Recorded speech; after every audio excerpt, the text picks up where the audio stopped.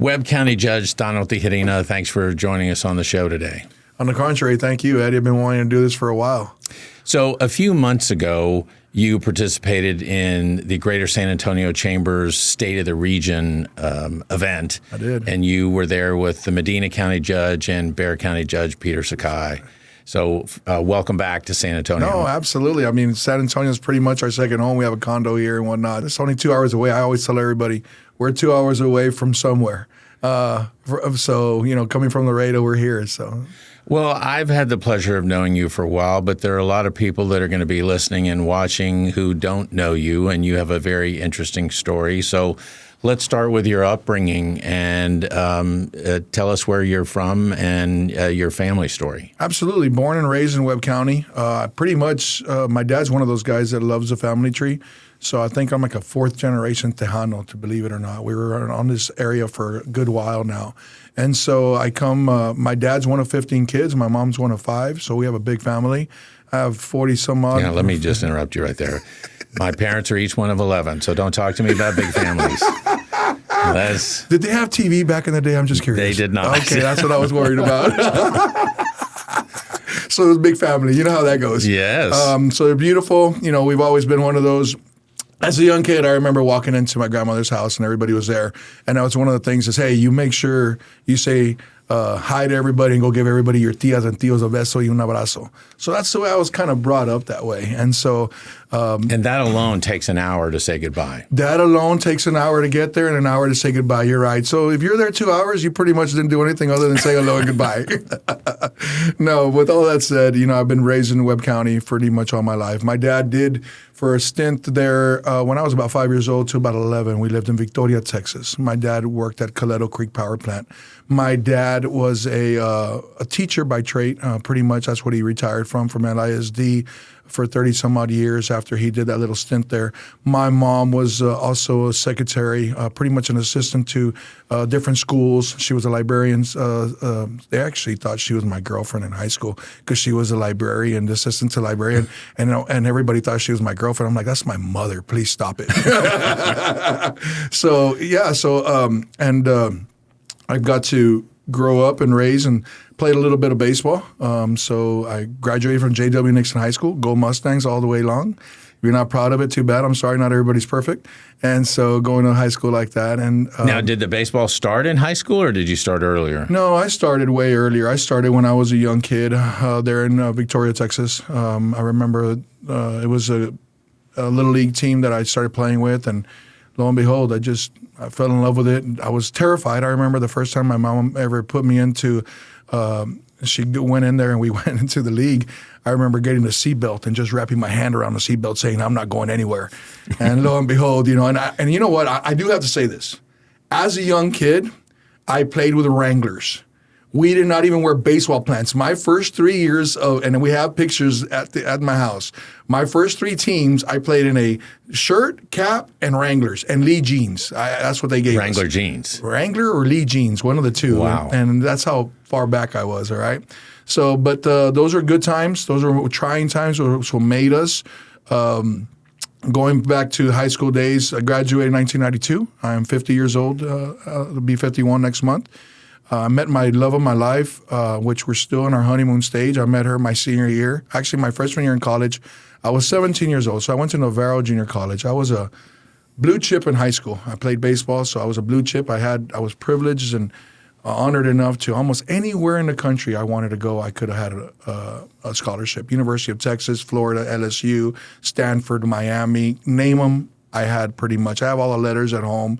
It was a beautiful time. I decided to go to Navarro Junior College. The reason why I went there was this. As a matter of fact, he's a head coach now at OU. He's become almost like my brother, Skip Johnson. He's a head coach. They said, that's a guy you need to go under. And so I went from throwing 91, 92 in high school. At 17 years old, my freshman year in college, I ended up throwing 97, 98 miles an hour. So I had a little pop in the ball, and that's a lot of pop in the ball. we had a good time during those days. All right. So did you meet Kimberly Kimberly Walker at the junior college or in high school? Where in the process did you meet? I wish I would have met her in elementary. I'll tell you that much. But anyway, it would have saved me a lot of problems, right? No, we ended up meeting at a country dance, believe it or not. Okay. I was a freshman. I had just broken up with my girlfriend at the time, a 1.5 year relationship. One of my good buddies says, we're gonna go to the country dance. And at that time, I was like, I don't really feel like going. I just broke up with my girl. And he's like, no, that's the reason why we're going. Well, lo and behold, I guess it was all fortuitous, right? God's way of doing this. Absolutely. All of a sudden, I danced. Look, she'll tell you that it took me a while to ask her to dance. But what she doesn't tell you is I hadn't seen her. And as soon as I saw her, that was the last person I ever danced with. I did dance with a lot of her friends that I did not know she was there. So I was pretty sweaty, and then I all of a sudden took off my hat, and I was, fanning myself. I sweat a lot, and so I was like, and she sits in front of me for the first time, and she looks back, and I'm like, oh my gosh, who is that? Well, I said, this one I got to do a slow song. So I waited for Neon Moon, Brooks and Dunn comes out, and I'm like, ooh, that is me. So I go up to her, take my hat off, and it was like, would you like to dance? And lo and behold, I have to say it. She told me, she's like, it's about time. Ching, ching. I knew it, right? It was like, we're in. Anyway, long story short, we start dancing in the middle of the night till the end of the night. And all of a sudden, about an hour into it, she looks at me and she goes, hey, do you mind if I go and say goodbye to my parents? Huh? So her parents were at the dance. I'm like, your parents are here? She goes, yeah, they're right there. Oh. I might not have chosen a slow song if I'd known they were there. Thank God I didn't do anything wrong. So, yes, I got to meet her a 1.5 years later. I knew she was a girl of my dreams. It's funny because that night I got home and I told my mom.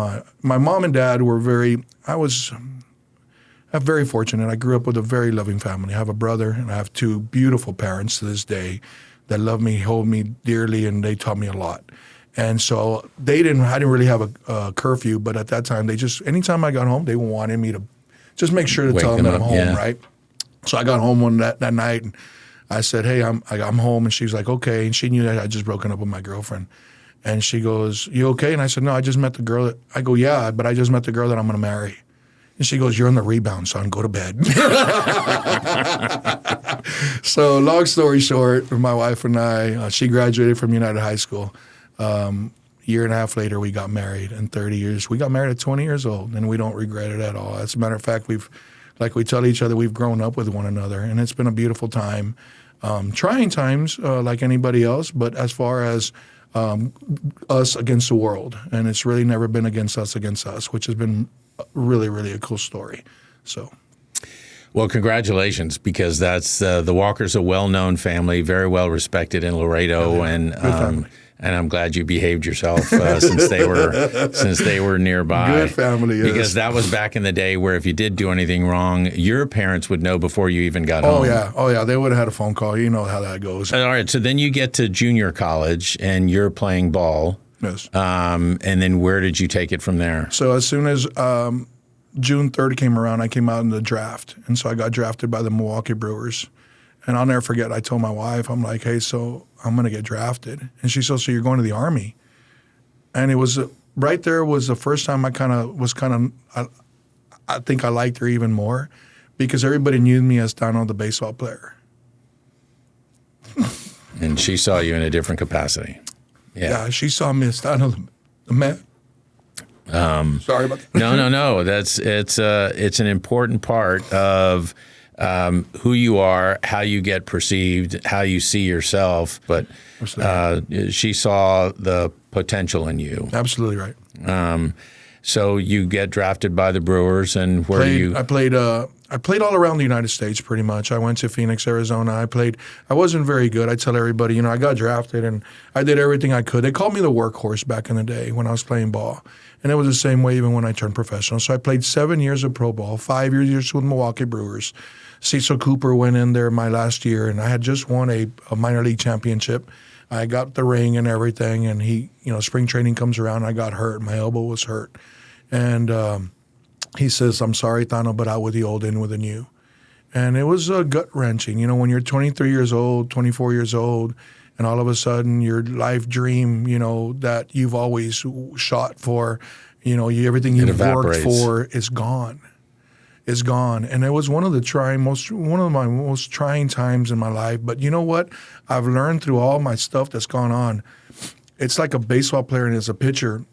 I've learned more from my losses than I have from my wins. Absolutely. I learn more from when we're in the valleys, because when those mountains, those mountaintops are great, but I learn more from the valleys when we're hitting rock bottom. How can we do? One of the things that I will say that I got to go all around the United States or in different places in Canada and whatnot and play. I got to see what other cities, what other counties, what other states look like. How were they working? And I didn't realize at that time, I'm a young buck. I didn't realize at the time who I really was. But one of the things that God was giving me the opportunity to see and reflect on what's going on. And I look back at those days now, and I'm like, yeah, that made sense. The way I thought about stuff, the way I looked at it now, the perception of, it's made me who I am today. So, and that's when you're facing adversity. You said, your mistakes or your failures, or you're in the valleys, and you're not at the peak. You're down in the valley. It's those mistakes. It's those that adversity. It's those challenges that teach you. Yeah. I used to be a quitter when I was young. 8, 9, 10. If I started doing something, and as soon as I hit the slightest bit of a resistance, I'd want to quit. And my mother. I never thought about that. Well, that's because my mother was the one that I still hear her voice in my head that says, "Don't be a quitter. It's push through to the other side, and life's a lot better on that other side." And sure enough, it was. And so I've instilled that in, along with other values from my wife Christina into our 3 kids. But that's beautiful, because I know you very well as a man, and I would have never thought that about you, and that's kind of cool because I don't see that. I don't see you as a quitter. It's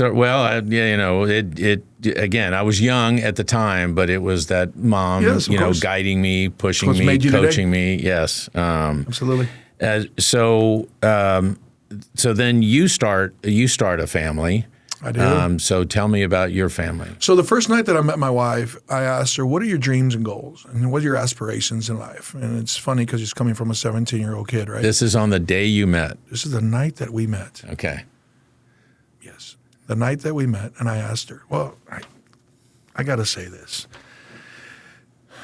So after her parents leave, she asked them, is there any way that I could take Tano home? He doesn't have a vehicle. I didn't at that time. And they said, yes, just be mindful and whatever. So we had her permission. So I'll never forget, she had a brand new 1992 Ford Explorer. Oh, wow. Okay, she gave me a ride home. On the ride home, I asked her, what are your dreams, your aspirations? Mm-hmm. What do you want to do? And she says, I want to adopt. I said, excuse me? She goes, yeah, I want to adopt. She goes, did you ever see the movie Annie? And I'm like, well, yeah, who hasn't? She goes, well, Annie got Daddy Warbucks. And I was like, yes. She goes, but what about all the other children that stayed? Huh. And I'm going to tell you. So me, myself, and I, a young buck, I have 2 cousins that were adopted. And they were tough. Let me just put it to you that way. It wasn't the ideal adoptions, and what I saw, the way they treated their parents, and the whole situation was tough. So at that point in time, I had a little warped view. That was your frame of reference. That was my frame. Yeah, I had a little warped view on what adoption was. Okay, but because I was starting to fall in love and I wanted to make my brownie points, I'm like, yes, of course, adoption would be great, right? Well, lo and behold, for the next 5 years, we got married, and for the next 5 years, she would talk about it consistently. And she's like, hey, what about adoption? And I said, look, can we just have our own family first? I would name it like that, right? Own family. Use words like that. And we did. 3 years later, our beautiful daughter, Bonnie Jean, came around, and beautiful. It was one of the most beautiful times of my life. Tejano came around 2 years later. And then for the first 5 years, we were still talking about adopting. Well, it was very difficult. I didn't really want to talk about it. So from year 5 to 10, that was our biggest arguments pretty much was about adoption. I said, I want my own family, right? Here's my own, right? The way I was sounding, horrible.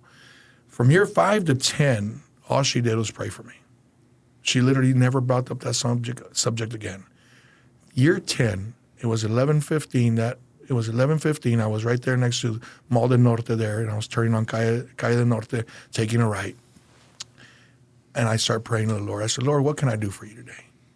And he said, I have 2 children, but they're not from your loins. That's what I heard. I've said it, and I've always said it, and I'll say it openly and publicly. Lo and behold, we had Bible study that night. My wife and I taught Bible study. So we went to go eat at Logan's Steakhouse. And I tell her, hey, I'm ready to adopt. She busted out crying in front of everybody. Lo and behold, when we go and teach Bible study, she didn't say much during the Bible study. As soon as we got home, God just opened the door. She gets on the computer and she's like, what do we want to do? And I was like, wherever God leads us. Well, he led us to Guatemala. So we adopted 2 beautiful children. The doors opened right away from Guatemala. I would go back and forth from work with my son and my daughter. So we have 2 biological, 2 adopted. My youngest is 19 years old. We do have a bonus child. 10 years ago we met, or 11 years ago now, we met a beautiful girl that she was a senior in high school. That story, we weren't allowed to adopt her because she was already too old, but she adopted us. So we like to look at her as a bonus child. So she actually works here in San Antonio for CPS. We're very proud of her. We're very proud of all our children. So it's been a blessing. Now, so that's 5. Yes. Okay.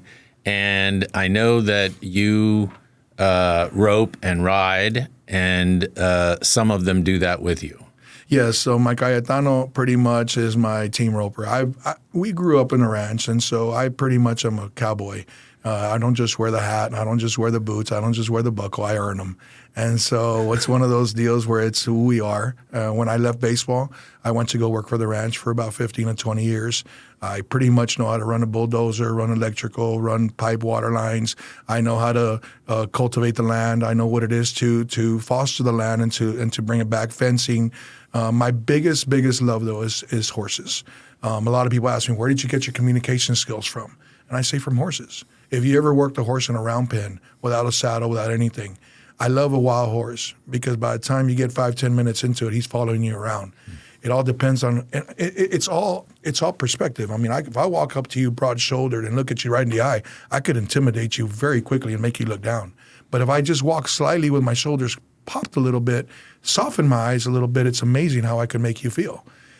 I tell that to everybody. I use that analogy all the time because the way we are perceived is the way we actually, we walk around like that. It just depends on how we're walking around. And some of us, communication is a big part of who we are. It's an incredible feat in our world to be able to see the relationship that humans have with horses. Yes. And all the things they do for us. We've been ranch families for a good while now, so we love it. We don't live in town. We don't live in Laredo. I actually live in Webb County. I live 30 miles north of town, so we're very proud of that. Now, for those people who don't ranch, I want you to share some of the values that you get from a ranch. Getting up early, working hard, helping your neighbor, treating the animals with respect. Tell me what that has instilled in you and what you and Kimberly have shared with your kids. Because they call me the workhorse in baseball, it's funny how I took that I was signing autographs, people watching me do my job. And then I went to the ranch and nobody cared what you were doing. I could have gotten up at any time. Nobody was other than my father-in-law was my boss, but he basically just said, you know what to do, just do it. I will tell you that I still woke up at 5 every morning. I've always been an early bird. I woke up at 5 every morning. I'd get to the ranch before dark. At that time, we lived in town. I'd get to the ranch before dark, and I would come back right around dark time. One of the things that I was always doing is I was always trying to figure out and work something, whether it's for the cattle, whether it's for the water troughs. And one of the things that her uncle was always in a helicopter. Even though he wasn't my boss, he would still fly around, make sure all the ranchers were good. He was a hard man. He was an old cowboy, Gene Walker. He was an old cowboy. And he was very fond of me. And it made me very proud because he wasn't fond of a lot of people when it didn't come time to work. But one thing he would always tell me is, you're always working. It could be 110 degrees and you're out there doing something, son. And that makes me really happy. And that's the kind of guy I am. I don't have to answer to you. I don't have to answer to anybody except to the Lord Almighty and myself in the mirror. Every morning that I get up, it's who I am today. To instill those values not only to my family, but to my kids. My kids, when we were growing up, we paid them $2 a week to mug stalls. They were there every day. They loved it. And those kind of values, I know that they don't forget. They always talk to me about it. $2 a week. I said, don't forget, I gave you a raise. So you had $3 a week one time. So those are the kind of values that we instill. It's about who we are as a family. You have a moral compass. For us, it's God. Number 2 is family. And number 3 is everything else. Well, that lifestyle is truly unique and special in all of the lessons that you learn on the land, taking care of the animals, working, and it's grueling work. And you're up, like you said, when it's dark, and you're going to bed when it's dark. Absolutely. So tell me then, at what point did you decide to go into politics? Well, it's funny because in 2009, I didn't realize I was talking about local, state, and federal politics so much. And my dad one day said, you know what, son? Why don't you put up or shut up? That hurt. I'm not going to lie to you, that hurt. And I told him, hey, Dad, we're just talking here. He goes, no, son. You have the means. You have the capability. Why don't you do something about it? I said, Dad, I'm not a political guy. I never have. What? I said, Dad, I'm an athlete and I'm a cowboy. Those are the 2 things that I am. I'm sorry. And he's like, no, you have. For about 2.5 months, I had the weight on my shoulders after he planted that seed. And that wasn't him, it was God. And I'll never forget because, living at the ranch, I was walking around in the brush one day. I finally just told him, I said, I got to go talk to God. Like, me and him have to duke this out. And about 10:15 that night, I remember walking in the brush, and I'm literally just closing my fist and saying, Lord, you got the wrong guy for this. If you think I'm going to do something like this, you got totally the wrong person. It's funny because he said, he put still pictures of me since I was a kid. And he said, I made you for this. I didn't know what that meant at the time. County judge wasn't even in the playbook. I had no idea. But when you're in God's will, everything is possible. So at that point in time, 2010 comes around. 2009, I decided to run for county judge, and I got ridiculed. I told this story publicly, and everybody was like, oh, he's one of those Jesus, crazy Bible thumpers and all that kind of stuff. That's just my story. I mean, I'm not trying to get anybody. It's just my story. It is who it is. That's why I'm telling you and being real with you right now. But one of the things that happened in 2009 is that I decided to run.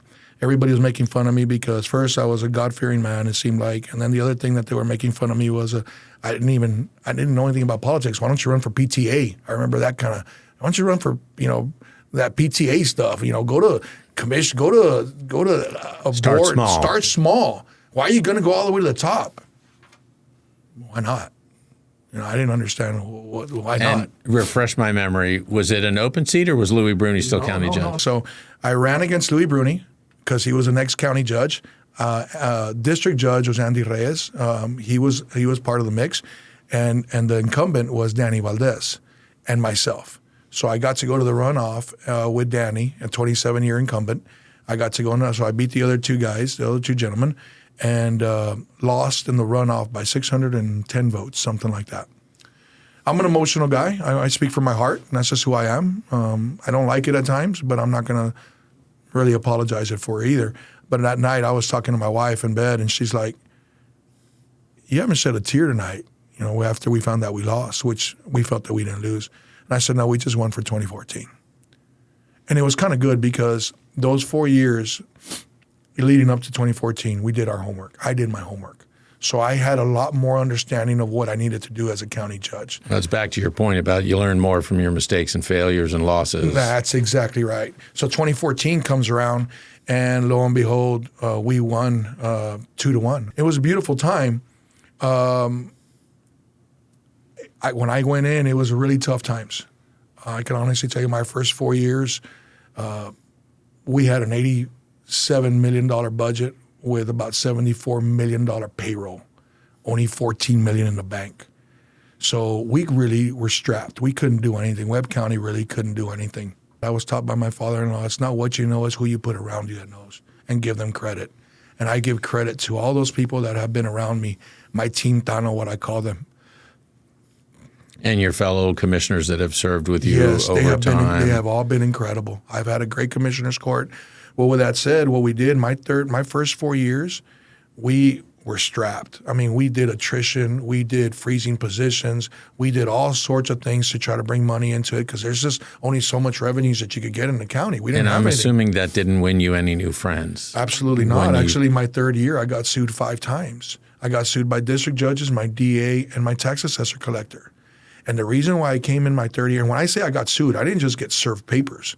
I actually had to sit in a courtroom in front of a visiting judge and explain to them why I was being sued, or explain to them why I was saying no about the budget. I literally had to go through that. And it was again, going through those valleys what made us stronger today.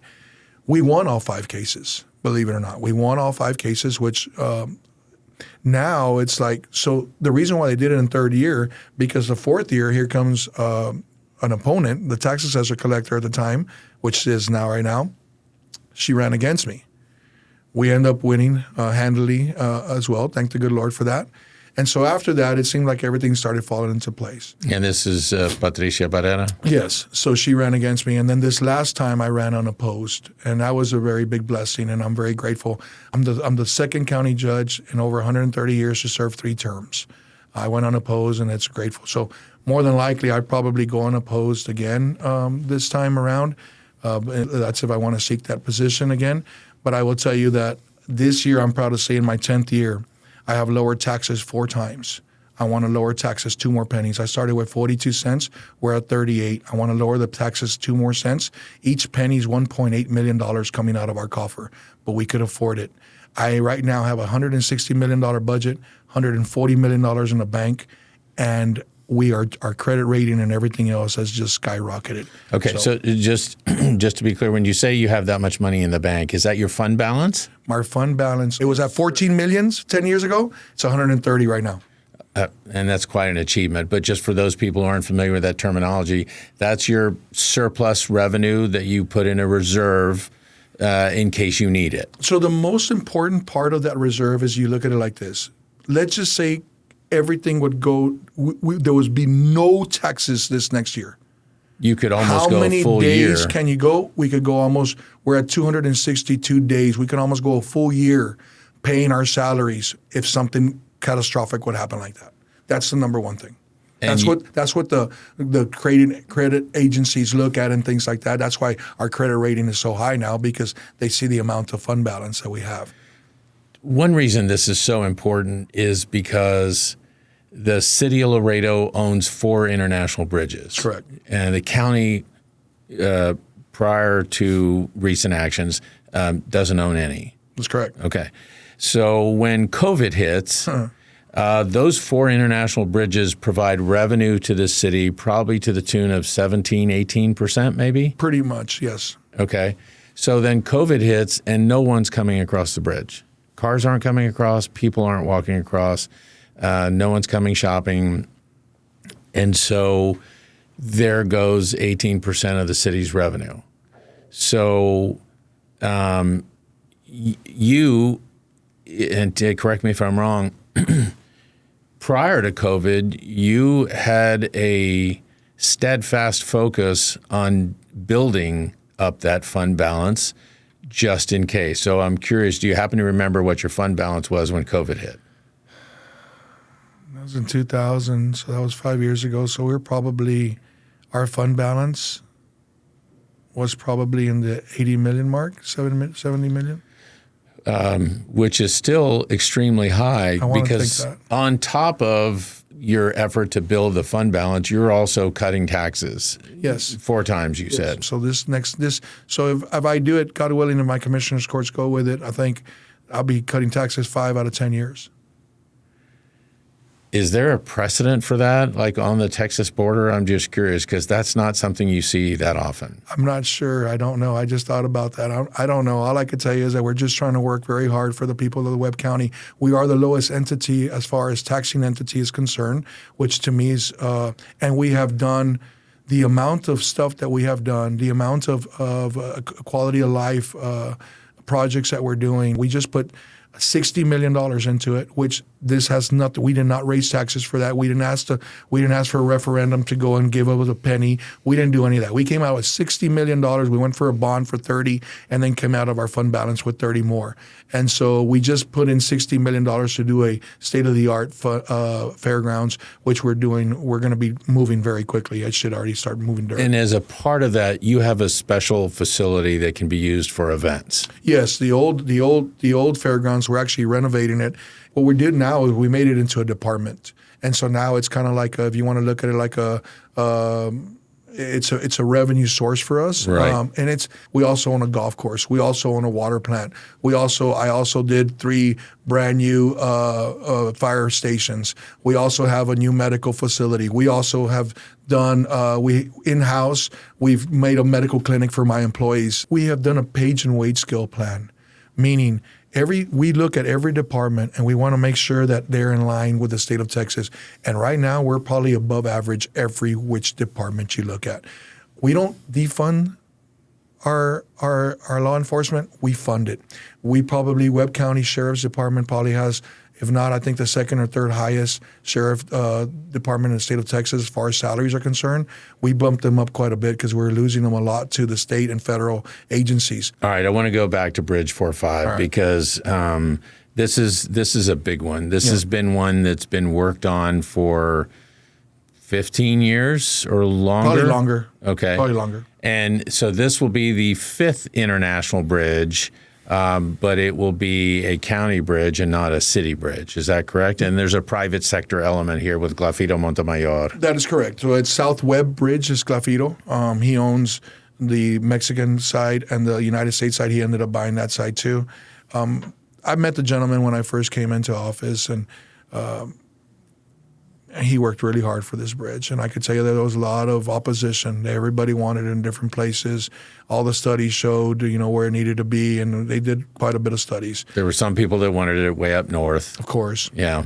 And so we had a lot of opposition, and I understand. And I'm going to speak freely about this. The city was very much against it. And I get it. I understand. I don't hold anything against them. But during the time that's, some of the city officials that were there at the time, they're no longer there, were very much opposing it because one of the things that I heard all the time, and it was kind of a gut punch at times. I didn't like it because they would say, well, we know the bridges. When I hear somebody say the city owns the bridges, they're the ones that run it. I looked at it as a challenge because I'm trying to seek revenues for the county. If you look at the border, there's almost every bridge is owned by counties. Hardly any of them are actually owned by cities. There's a little portion in there, third or half or whatever. So this particular one, we had a lot of opposition. And I'll be straightforward. I mean, it wasn't just the city, but, there was some heavy hitters that were against us, and I get it. But after 9 years, we finally got the presidential permit. We worked really hard. I can honestly tell you that I feel very proud of that. I know some people don't want to give me credit for it, which is fine. All the truth prevails, and it'll come out eventually. Well, and as I've shared with you before, my in-laws' ranch is just a mile and a half south of where that bridge will be. And it will happen. So we're very proud of it. We have 5 years to build it. It's a 3-part deal right now. It's South Webb Bridge. It's ICA. That's the company from Mexico. And they're billion and billion dollar companies. And then a third right now is Webb County. I will say it, and I'm a man of my word. I told the city of Laredo that they're going to be a part of it some way, somehow. Once we get this finalized and the contract finalized, I will be taking it to the city to the mayor and sharing with him what I think, if they would like to come on in or what part they're going to be helping us and working on us. Because look, to a certain point, I get it. I don't really want to make a department. I don't think we need to.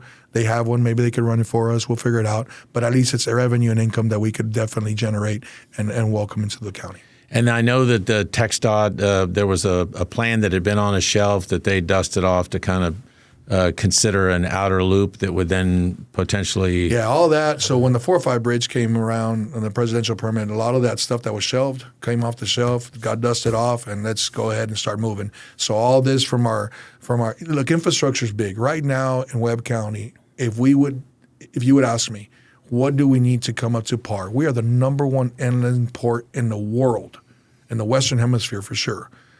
What do we need? And as far as infrastructure monies, $10 billion today. For the people that do not know Laredo, we probably right now, and it's growing almost 5% yearly, we've got anywhere between 15,000 to 16,000 trucks across daily are in Laredo. I heard something like 65,000 trucks daily are moving around in Webb County alone. Think about those numbers.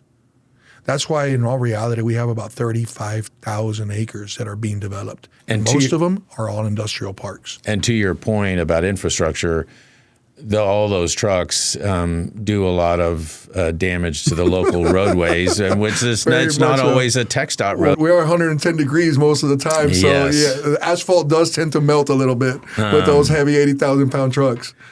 But more recently, I think because of your leadership, you got elected chairman of the Texas Border Coalition. Yes. So tell me what was your thought on heading down that path and working with your fellow mayors and county judges? Well, I got a phone call not too long ago, and they asked me. I had never really been part of the Texas Border Coalition, but when they called me up and they decided, hey, would you like to be the chair? And I got nominated. I thought it was a blessing. Very much appreciative for that position. But one of the things I think it's important, I've already gone through 3 meetings. We're starting to do another one, every month. And what I like to do is I like to get there and study what's going on, just like I did as a county judge. For the first 6 months, you just shut your mouth, open up your ears, and open up your eyes and see what's happening. So I will tell you that the Texas Border Coalition, I've been speaking with different judges and mayors throughout the region. It's funny because we all have some same themes, a lot of the same themes. And one of them is, to me, I brought it up, and a lot of it's electrical grid. To me, number one is the electrical grid. A lot of us have the water. Right now, Webb County is working on secondary water source, and I'm proud to say that. A lot of it's the land. We have the water, we have the land, but what we do not have, we do not have the maquiladoras or the big factories coming in and looking at us or even taking a glance at us because we don't have the electrical grid.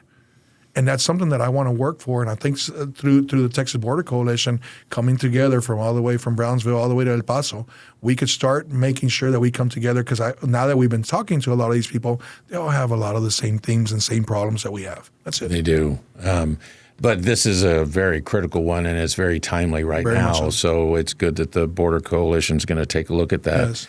I'm also on the Texas Judicial Conduct Board. You're an appointee on there. I'm an appointee. I was appointed by the Supreme Court, Justice Heck, which he now has stepped down and retired. I've been on that's a 6-year appointment, and that one I oversee 36,000 judges. So I'm one of 13 commissioners. Very proud to be the only county judge on there, and it has been a true blessing. We meet every other month and go through all these situations that happen. A lot of people, we call it the chili chart. You have 3 chilies that are private and 3 chilies that are public. Depends on how bad you did and what you did. So this is a body that can take enforcement action. Well, yes, it can take enforcement action. What it cannot do, and what a lot of people, there's only so much. Everybody thinks that we could reverse what the judge, let's say he went out for a whatever the case. We think. A lot of people think that we could reverse the case. The decision. The decision he cannot reverse. The only thing that we do is make sure, and we try to help him stay in good conduct, where a lot of people are judges, especially our JPs, where they get hurt. Our county judges get hurt because they're not lawyers. A lot of them, they get in trouble, and even our lawyers, our district judges and stuff like that, get in trouble with social media. You'd be surprised how many people get in social media problems. So it's conduct and probably compliance. Yeah, conduct and compliance. Ethics. A lot of times it's open mics, hot mics. They're saying things that they really shouldn't say. So you just always have to be careful. So we go through every single one. The state of Texas has pretty much like a DA's office, if you want to look at it like that. We have attorneys. We have investigators. We have everything. Before it comes to us, it's packaged up, buttoned up tight. We all go over the case, and then we go from there. So these are important roles that you play because there's a pattern of leadership here. What you've been able to achieve as county judge in Webb County, you're chairing the Texas Border Coalition, and now serving on this the Judicial Conduct Commission there in Austin. So thank you for stepping up and serving, because they're all critical roles. It has been a blessing. Thank you for that. a couple of months ago, you went on national television and changed political parties. So tell me why and how difficult that was. Well, it's not difficult at all, but I will tell you that my values haven't changed. Just the Democratic Party, the National Democratic Party values have changed. When you read that platform, and I encourage everybody to do so, from the Republican platform to the Democratic platform, when you start reading it, there is a humongous difference between the platforms. And being a conservative man, being leading by my moral compass, by my God, being led by my God, when you read that and when you start understanding it, look, I have to answer to God one of these days. Everybody has to do that. That's their opinion. That's their prerogative. But for me, when I have to go and answer the Lord and I have to read those platforms, it was a very easy opportunity. And I'm going to tell you, the Republican Party has come out and just have greeted me with open arms, and I think everybody's understood that. It has been all around the nation to be able to see. And I love, the conservative Democrats that I still have as my friends. By all means, I'm encouraging them too to please look at what's going on, because even though we're conservative Democrats down here, we still have to. There's still a reflection of us in the National Party, and I'm going to tell you, I'd much rather be in the Republican Party right now than the Democratic. So beyond the Webb County Democratic Party response, which was they were very vocal about you switching parties, how has the rest of the community responded to your switch? Most of all, my good friends, my good fellow people that I work with are all still Democrats, and I love them. And I think there's a lot of good Democrats out there as far as where I'm at. I love them, and I think we work very well together. But what I could tell you is that I have been embraced with open arms. When I did that switch for about a week and a half straight, throughout the whole United States, we had so many calls from all around the United States congratulating us. And it was a breath of fresh air to finally go, okay, this is, I hate to say this, but there's a certain part of me that felt like, okay, I'm out. This is who I really am. Thank the good Lord. It just didn't feel right, and now it feels right. And so I have been embraced. The community's been embracing me. All around South Texas, I've been embraced. And look, Democrats, Republicans alike, I don't think I've had a lot of people tell, oh my God, like, what'd you do? Like, no, everybody, a lot of people get it. And look, one of the things that when I won as county judge, the number one thing that they asked me as a reporter, I'll never forget it.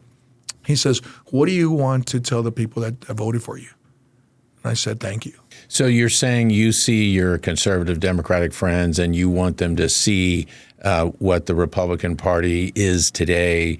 Are you wanting to lead a movement to get other people to switch parties? Look, I don't feel like I don't want to be pompous and say that I'm a leader of anything. All reality, I just need to lead by example, and I do encourage everybody to do so. I do get a lot of phone calls, and I get a lot of people that go by the office and say, explain to me what you're seeing, or explain to me why you did this, and I see a lot of people going, I'm encouraging them to get out and be able to understand what is actually going on. So to say that I'm trying to lead by example and do everything that I can to get those people to become the Republican Party, to make the Republican Party stronger and better. As a former professional baseball player, when you changed parties, were you calling balls and strikes? I was calling balls and strikes, yeah. And so you saw the future for you, and you're not the first person along the border or in South Texas to change parties. And so do you see a trend here? I think there could be a humongous movement. I think one of the things that disappoints me, and I think I'm going to be very real here, is that when they speak about Hispanics, it's like if we're a third-class citizen at times because we don't have the capability to understand or even think for ourselves. But when in all reality, we're the workers, we're the movers, we're the shakers. And not just the Hispanic, but everybody else should be that way. See, the problem is that there's a demographic out there, and I call it the demographic of the Democrats, especially the National Democrats. When they look at us as like pawns. Let me tell you something. We're not just pawns. We're the kings, queens, and every other piece of the puzzle that's in the chess game. And that's what it's all about. Because we shouldn't be looking at just because of the color of our skin. We should be looking at us all as one. And when we start working like that, we can move mountains together. This party is the one that's going to take us to the next level. It's going to take us to the future for tomorrow, to make our children grow and become prosperous, become less taxes, be able to move all the things that we need to do. Enough of the woke movement. If you want to be part of the woke movement, by all means, be it. But don't shove it down my throat or my kid's throat. That's where I stand today. So you made the decision, and now you want to sort of share the word? Absolutely. I think it's important. I said it right now. You have your own perspective on what you want to be, what you want to become. That's fine and dandy. But, I'm a pro-lifer too. That's one of the things, that I got always. I'm an adopted dad. How am I going to be pro-choice? How? I'm a pro-lifer. I think God gives us an opportunity to be who we are because we all should have a fighting chance. The women talk about women's rights and all this kind of stuff. I agree with it. I think women should be doing more. I want to see a woman president. I want to see a Republican woman president, that's for sure. I want to see more women in great roles. But what about that unborn child that's a woman? Aren't we supposed to protect that unborn child? That's the kind of stuff that makes me fight for every day for what I'm doing.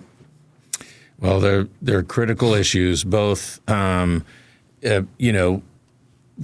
your path, walking on that journey with people by your side, leading through difficult times, both on a local level as county judge and on a regional level as chair of the Texas Border Coalition, and also in your appointed position, and then also just, sharing your thoughts and feelings. And so I know you've been doing this for a while. I appreciate you coming in. You've got a great track record to stand on, and I look forward to continuing the conversation with you. Absolutely. Thank you, Eddie, for everything.